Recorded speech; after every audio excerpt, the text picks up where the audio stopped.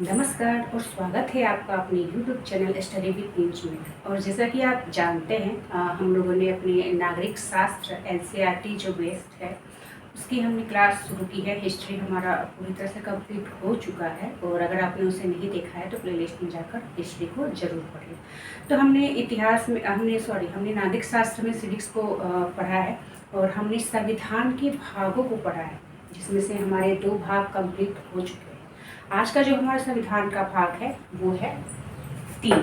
संविधान का आज हम पढ़ेंगे भाग 3, जो कि है मूल अधिकार पे। ठीक है, हमने दूसरे भाग में क्या पढ़ा था? नागरिकता कहाँ से ली गई है? तो वो इंग्लैंड से ली गई है।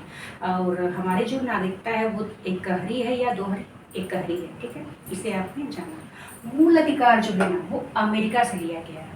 कहाँ से? अमेरिका से लिया गया है। ठीक है, और जो मूल अधिकार है ये है 12 से 35, आर्टिकल 12 से 35 तक इसका अनुच्छेद है। ठीक है, अब देखिए फ्रेंच में मूल अधिकार को मैग्ना कार्टा कहा गया है। ठीक है, मैग्ना कार्टा। और यह नैसर्गिक अधिकार है। मतलब देखिए जो नागरिकता है ना वो आपको कब मिलती है?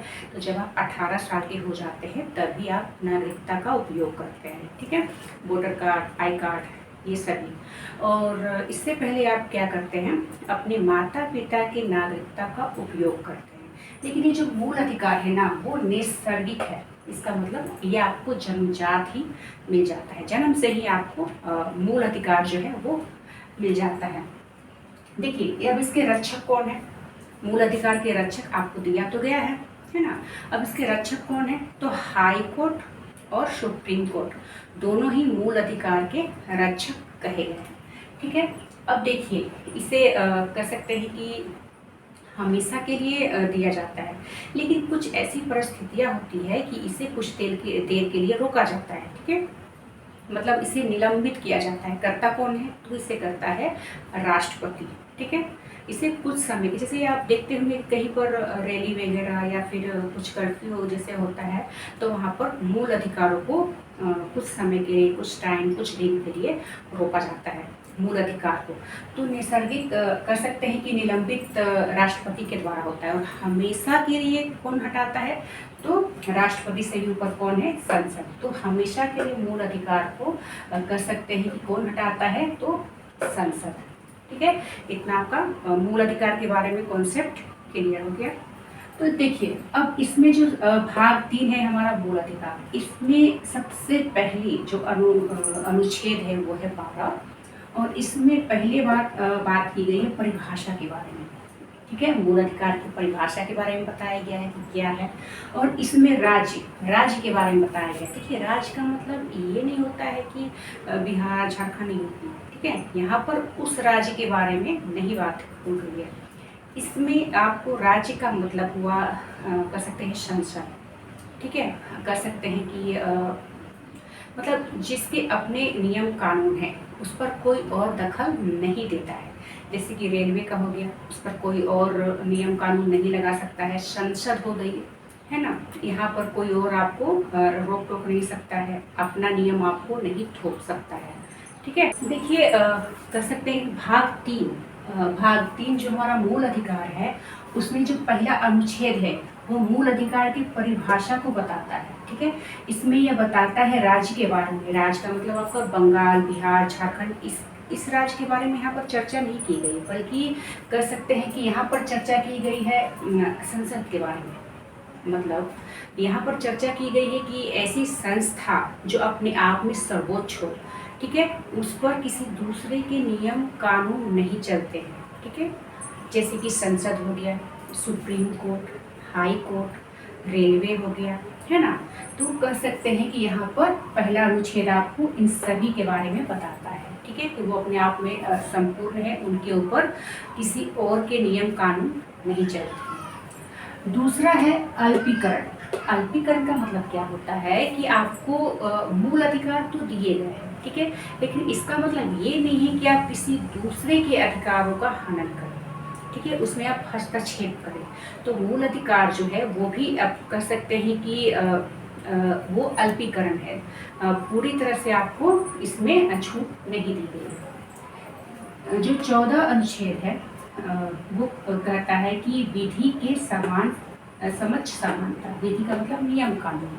तो नियम कानून के सामने सभी समान है, कोई भी भेदभाव नहीं किया जाता है। 15 में क्या कहता है कि जाति, धर्म, लिंग और जन्म स्थान, ये सभी आप जानते हैं, ठीक है। इन सभी कह सकते हैं कि इन सभी को लेकर भी कोई भेदभाव नहीं किया गया है, सभी को मूल अधिकार समान दिए गए हैं। फिर 16 है, ये कहता है लोक नियोजन में समानता। लोक नियोजन का मतलब होता है सरकारी नौकरी, मतलब सरकारी नौकरी में भी सभी को जो मूल अधिकार है वो समान दिए गए हैं, कोई भेदभाव नहीं किया गया है। तो अब यहाँ पर सवाल आता है कि जो हमें कुछ आरक्षण दिए गए हैं। देखिए, आरक्षण के लिए एक अलग कर सकते हैं टॉपिक है, कर सकते हैं अलग से आपको टाइम लेकर डिटेल्स में समझाया जाएगा, क्योंकि काफ़ी वो ब्रॉड कर सकते हैं कि काफ़ी बड़ा वो क्षेत्र है। तो यहाँ पर आप छोटे शब्दों में समझिए कि अगर किसी दबी कुचली जाति है ना, उन्हें ऊपर उठाने के लिए कुछ छूट दिया गया है तो वो अच्छा ही है, भलाई ही है, ठीक है। तो लेकिन नॉर्मल भाषा में कह सकते हैं कि लोक नियोजन सरकारी नौकरियों में भी समानता दी गई है, मूल अधिकार आपको दिए गए हैं। देखिए, कुछ समय कह सकते हैं कुछ काफ़ी लंबे समय तक जो कुछ जातियाँ हैं और वहीं पर स्त्रियों को भी काफ़ी दबाया गया था, ठीक है, उन्हें शिक्षा से भी वंचित रखा गया है, तो उन्हें ही आगे करने के लिए, उन्हें ऊपर उठाने के लिए ही आरक्षण दिया गया है ताकि वो सभी के समान हो सके। फिर है 17 में आपका अस्पृश्यता का अंत करना, मतलब जो छुआछूत है, ये भी काफ़ी पहले काफ़ी ज़्यादा ही होता था, तो इसको भी दूर करने के लिए मूल अधिकार में इसे अंत करने का कहा गया है और सभी को समान रूप से रहने का निर्देश दिया गया है। तो आज हमने जाना मूल अधिकार, जो कि हमारा आता है संविधान के भाग 3 में, ये कहाँ से लिया गया है? अमेरिका से।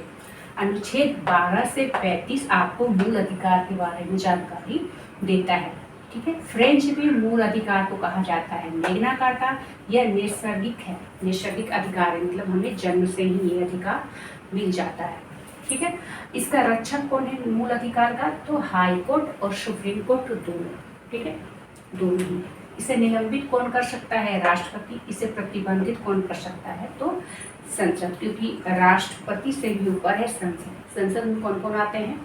लोकसभा, राज्यसभा और राष्ट्रपति, ये तीनों ही संसद के मुख्य अंग है, ठीक है। तो आज के लिए इतना ही, और नेक्स्ट वीडियो में हम इसी के आगे के पार्ट को, अनुच्छेद को जानेंगे। तब तक के लिए धन्यवाद।